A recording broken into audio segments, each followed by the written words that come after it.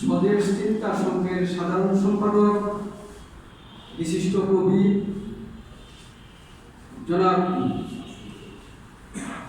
হাসান ফকরি, জনাব হাসান ফকরি।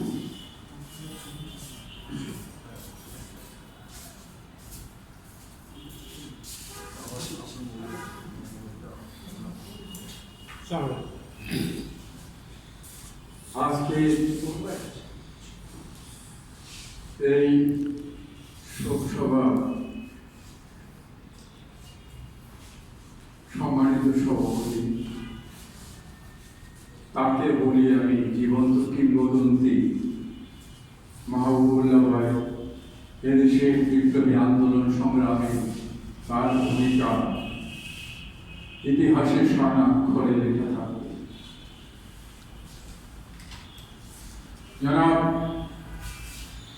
আমাদের শ্রদ্ধেয় স্যার আবুল কাশেম ফজলুল স্যারের এই স্মরণ সভায়, শোক সভায় আপনারা যারা উপস্থিত হয়েছেন সবাইকে আমার বিপ্লবী অভিনন্দন।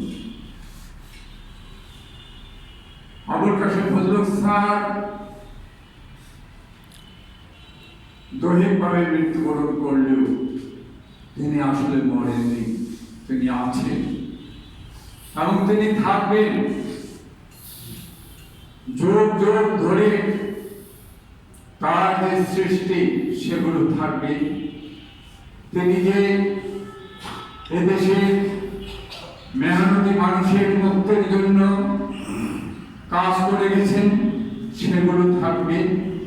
যতদিন শোষণ, অত্যাচার, জুলুম, নির্যাতন থাকবে ততদিন আবুল কাশেম ফজলুল স্যার থাকবেন প্রতিবাদে ঢাল হয়ে।